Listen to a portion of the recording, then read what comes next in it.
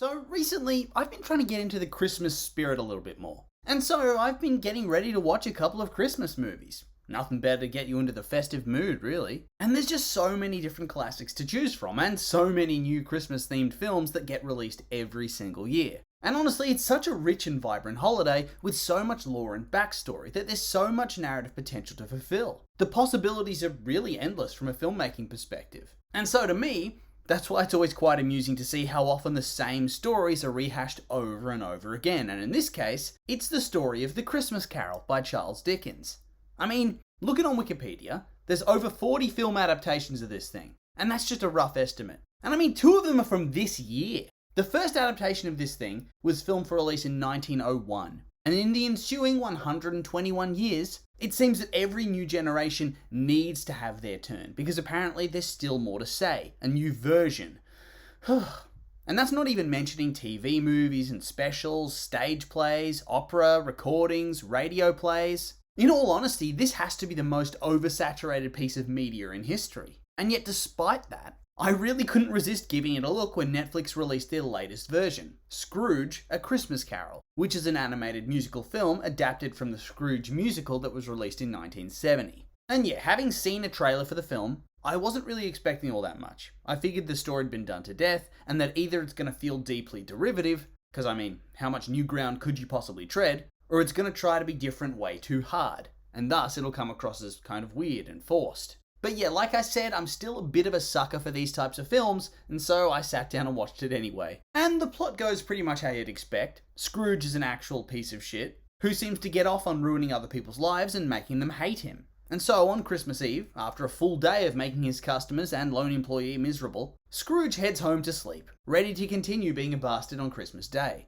only for his dead business partner to come back as a ghost, warning him to change his wicked ways or face eternal judgment, just like he has. Of course, Scrooge at first brushes this off as a hallucination, and so when the ghost of Christmas past comes a-callin', he just thinks he's straight up gone mad. She takes him through the Christmases of his past, showing him his sister when she was a girl, showing him Belle, his fiancée who left him because he became too greedy and money hungry, showing him how he and Jacob Marley had ruined the life of Cratchit, his current employee, by bankrupting his parents and taking away their bakery due to a lack of forgiveness for unpaid debts, being unwilling to give them any more time to pay it off after only a couple of weeks. And of course, this begins his path to wanting to become a better person, but he still needs more. The ghost of Christmas Present then makes himself known, and he takes him to his nephew's Christmas party, where his nephew, who had previously tried in vain to get his uncle to come to this party, or to attend Christmas lunch the next day, laughs with his friends about what a cold-hearted wretch Scrooge is. And he reveals in front of everyone that he only wanted to invite him because that's what his mother would have wanted. Meanwhile, the Cratchits have a very bare Christmas Eve on account of Scrooge's greed, deducting a third of Cratchit's wages for tiny infractions, spilling an ink pot.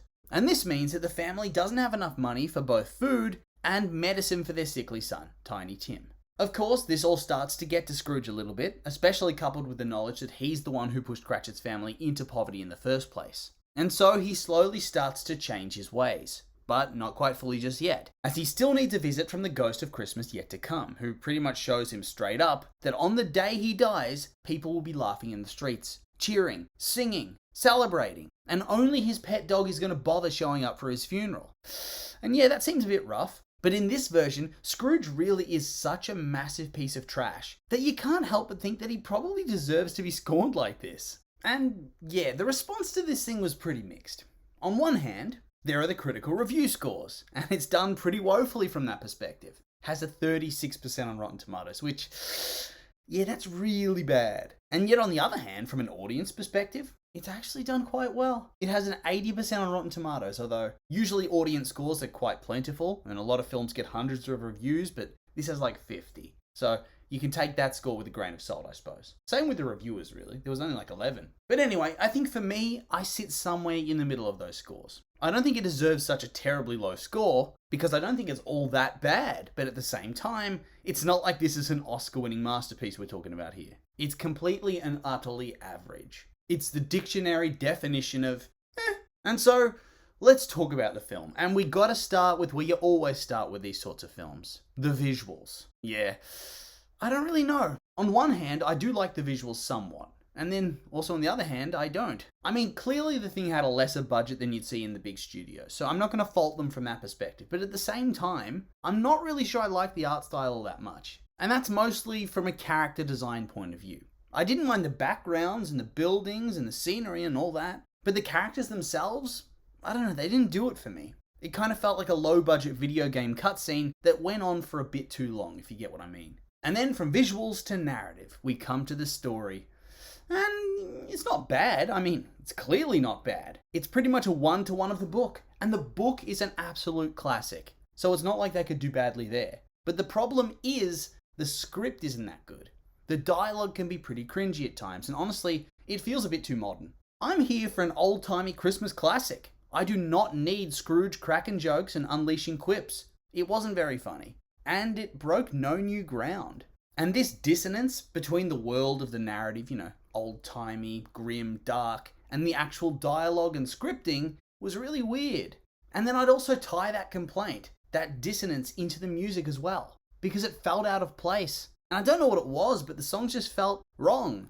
Scrooge singing, it was way too epic. Like, the acting from Luke Evans was great, but then he sings, and it's no longer Scrooge, but some random generic handsome character. And so the soundtrack gives you this weird, uncanny feeling where the songs are almost, uncomfortable? And not because they're bad, but because they don't fit in with the rest of the film. It's that feeling you get when you're watching a film on TV, and after that big climactic scene, instead of getting the follow-up, it cuts to an ad break, and you just sort of, deflate. And that's what's happened here. During the first song, you sort of just deflate, because it's not what you're expecting. And so throughout the film, you kind of just sit there awkwardly when they start to sing, waiting for Scrooge to finish his latest power ballad about how he lost his true love and all of that. I just struggled to get into it. But hey, if there is a bright spot in all of this, the acting itself was actually fairly good. Sometimes these obviously low-budget animations that come out on streaming services have very bad voice acting, ranging from average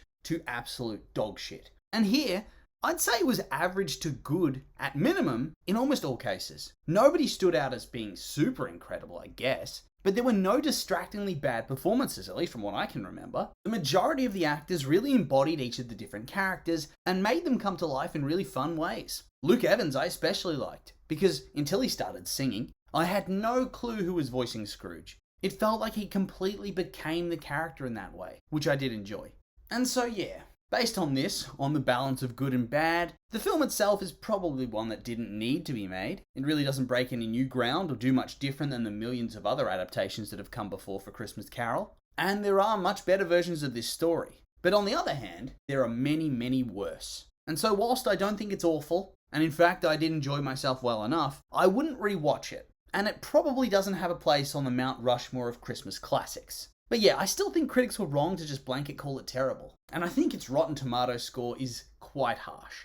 But yeah, that's really the end of the video. And I'll just say, these were just my opinions, and now I'd like to hear yours. What did you think of the film if you've seen it? Do you like it? Hate it? I'm curious for your thoughts, so make sure to like, comment, and subscribe, and let me know.